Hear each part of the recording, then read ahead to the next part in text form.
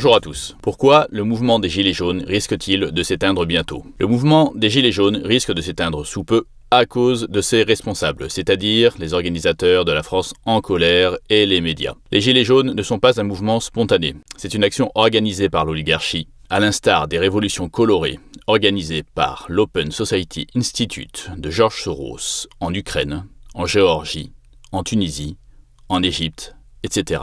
First on Ukraine, one of the things that many people recognized about you was that you, during the revolutions of 1989, funded a lot of dissident activity, civil society groups in Eastern Europe, in Poland, the Czech Republic. Are you doing similar things in Ukraine?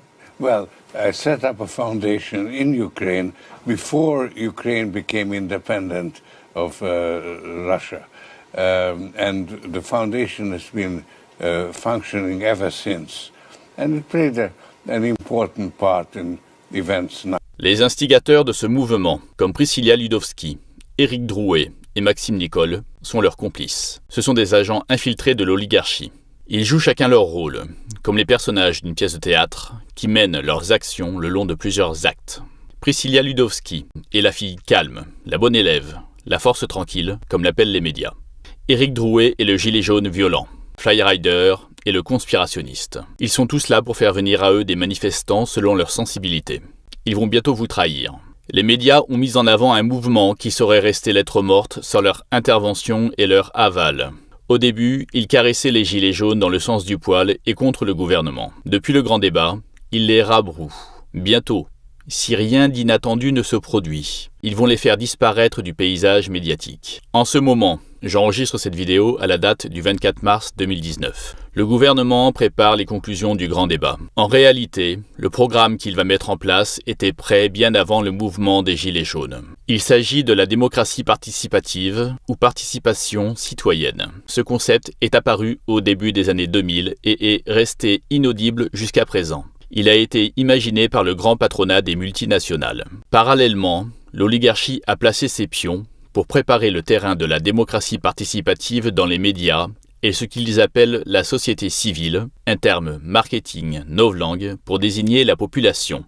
Actuellement, le gouvernement laisse passer du temps pour faire croire qu'il rassemble les idées que les participants au grand débat auraient prétendument apportées.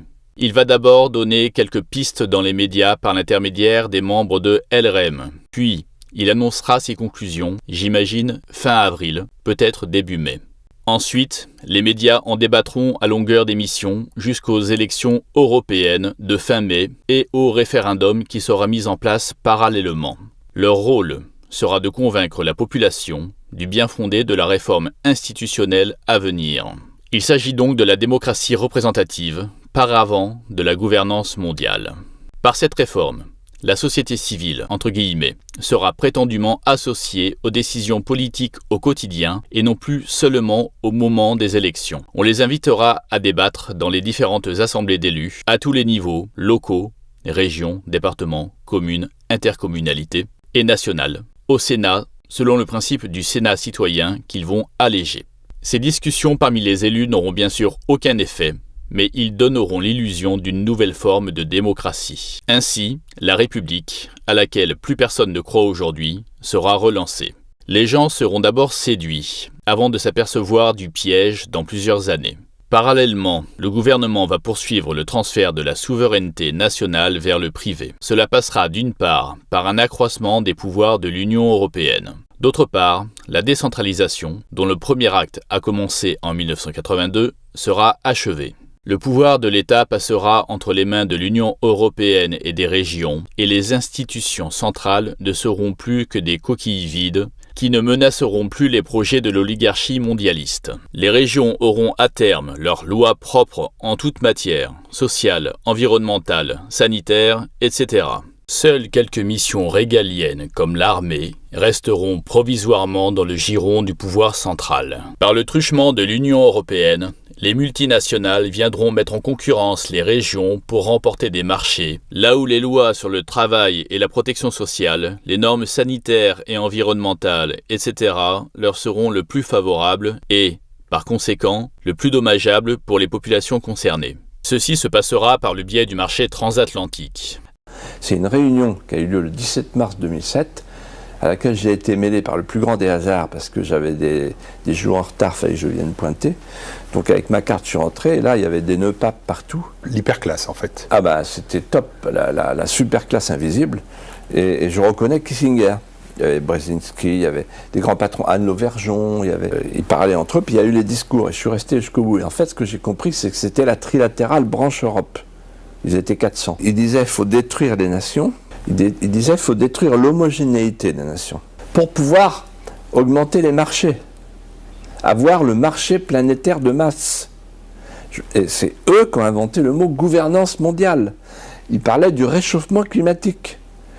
Ils disaient que dans les écoles, au lieu de dire aux enfants « sauvez votre pays, sauvez votre région, sauvez l'arbre qui est en face de chez vous », non, sauvez la planète, c'est là. Et ils parlaient de la nécessité de réunir dans le même combat les deux libéralismes, le libéralisme économique, en faisant sauter les frontières, et le libéralisme sociétal. Ce que m'a dit un jour François Fillon, je lui ai dit « mais pourquoi tu vas au groupe Bilderberg ?» Parce qu'il est rentré, il a été agréé par le groupe Bilderberg, de même que son ami Alain Juppé l'année d'après.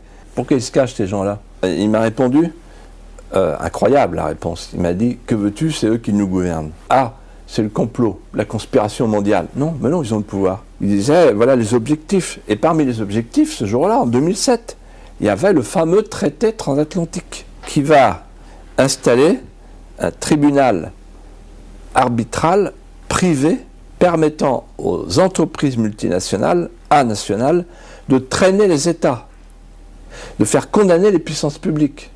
C'est un traité dans lequel, par exemple, les appellations contrôlées, les appellations protégées disparaîtront. Et on nous imposera le poulet, le javel, etc. Donc en fait, c'est un traité qui va faire découvrir ce qu'est le fameux rêve européen. Le rêve européen, c'était de livrer un espace sans nation, sans gouvernement, sans démocratie, sans limite territoriale, de le livrer au marché planétaire de masse sous clé américaine. À terme, les régions dont l'autonomie aura ainsi été favorisée pourront s'orienter vers l'indépendance et la France courra le risque de sa dislocation. Tout ceci sera caché derrière le masque de la participation citoyenne. On ne vous donnera pas le RIC, trop dangereux pour le pouvoir, mais un référendum d'initiative partagée prétendument facilité qui ne servira toujours à rien. Cette histoire du RIC et des Gilets jaunes n'aura servi qu'à amener la démocratie participative et, cachée derrière, la gouvernance des multinationales. Les porte-paroles des Gilets jaunes vont adhérer aux propositions de participation citoyenne et vous faire croire qu'elle va permettre d'améliorer les choses directement, ce qui est faux. Ce sera là leur trahison. La première à le faire sera la bonne élève Priscilla Ludowski. Éric Drouet et Flyrider vont probablement faire semblant de se méfier, puis de se renseigner pour finalement accepter la réforme institutionnelle à venir. Ils n'appelleront plus à manifester. Il y aura quelques résistants qui ne seront pas dupes et qui ne se contenteront pas de la réforme institutionnelle pour demander des mesures sociales concrètes et immédiates qui ne leur seront pas accordées. Ils organiseront leurs propres manifestations, sans les porte-paroles de la France en colère, qui ne relayeront pas leurs actions. Il y aura moins de monde. Les médias en parleront très peu. Pour les manifestants les plus déterminés, la répression sera renforcée. Les manifestants seront violentés, mis en garde à vue, on leur infligera de lourdes amendes, ils seront traînés devant les tribunaux et leurs actions seront tues par les médias. Au final, ils se décourageront. Puis le mouvement des Gilets jaunes mourra. C'est là un scénario catastrophe que je vous livre, mais qui n'est pas inéluctable. Pour l'éviter, il faut tout de suite prendre conscience de ce qui se trame et surtout ne plus suivre les représentants actuels des Gilets jaunes, ceux de la France en colère et tous ceux qui sont médiatisés. Pour ceux qui veulent en savoir plus, j'apporte toutes les preuves de ce que je vous raconte dans une série de longues vidéos très détaillées. La première d'entre elles a un son trop bas, je ne peux pas la refaire, mais vous pouvez actionner les sous-titres que j'ai ajoutés pour remédier à ce problème. À ce jour, 3 vidéos sont déjà en ligne. Je prépare actuellement les suivantes. Après avoir manifesté 5 fois et m'être rendu compte de la supercherie, ces vidéos constituent désormais mon apport au mouvement des Gilets jaunes que je soutiens toujours. Je souhaite à tout le monde bon courage. N'abandonnez pas la lutte, continuez à vous battre, mais soyez conscients de ce qui se trame, ou vous ne serez que les idiots utiles du système. À bientôt, et merci de m'avoir écouté.